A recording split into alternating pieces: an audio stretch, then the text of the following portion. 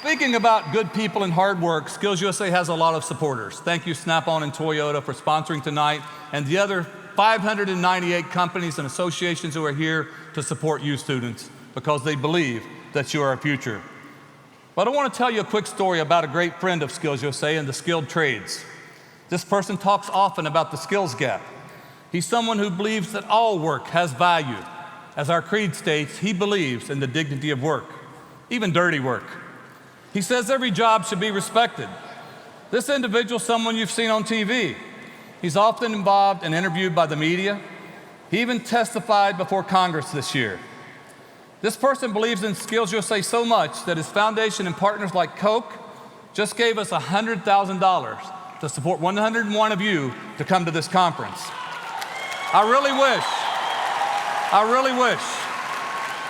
I truly wish he could be here tonight to talk about these scholarships. He's such a great friend, such a great champion of SkillsUSA.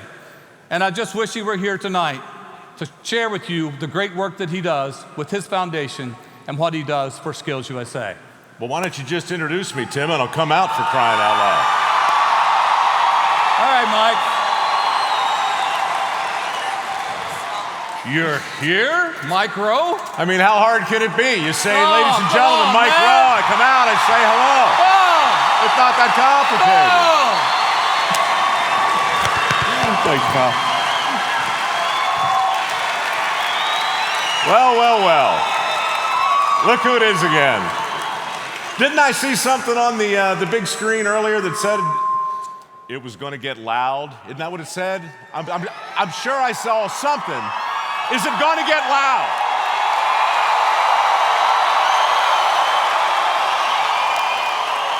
Is it going to get loud? Is it going to get loud?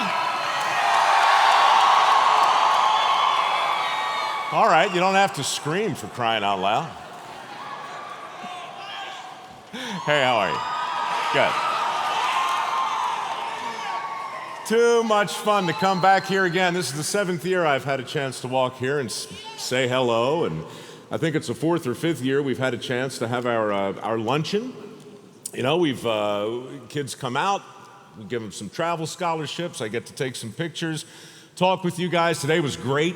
I met a lot of people in a lot of different trades, but what I learned more than anything else was that you guys and gals in the red jackets, man, you know how to eat. Amazing. We had food for a lot more people than showed up, but then the food was gone. So anyway, that was great fun. It's wonderful to be here. I'm not here to give a big speech. I really just wanted to say hello because I'm still such a fan of what you guys are doing. And I'm still so proud to be able to help. Why, thank you very much. Tim was very kind, it's true. My modest little foundation was able to contribute again this year, but we wouldn't have been able to do it without my friend Charles Koch and the Charles Koch Foundation. They gave us money, we give you money, the money flies around, and hopefully somehow or other what do you guys call it? I think it's the skills gap, right?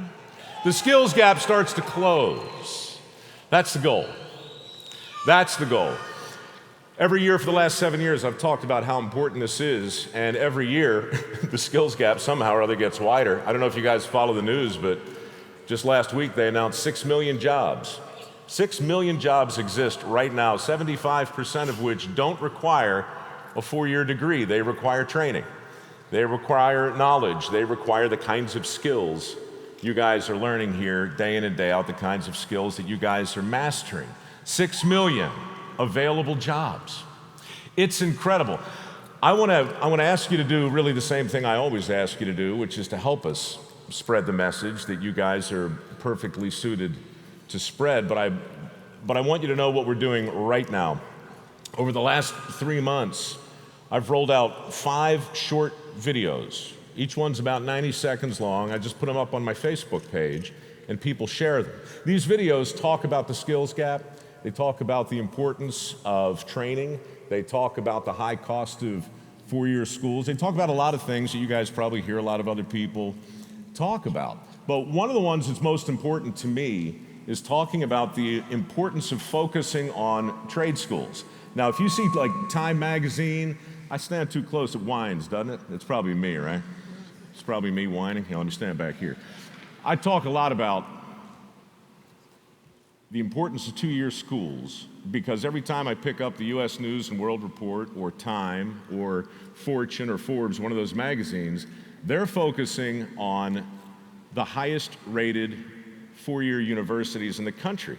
And I did this little video saying, wouldn't it be great if one of these magazines at some point in time ranked the best trade schools in the country? Yesterday, I know, right? I mean, it seems reasonable.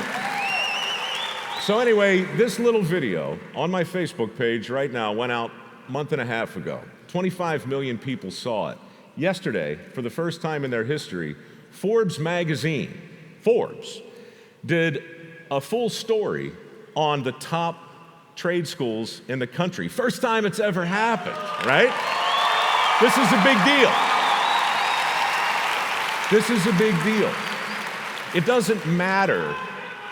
It doesn't matter which schools are on the list because there are thousands of good schools that are doing great work. What matters is a major publication is finally looking at the kinds of schools that this country needs and saying, okay, these schools as a group, they matter.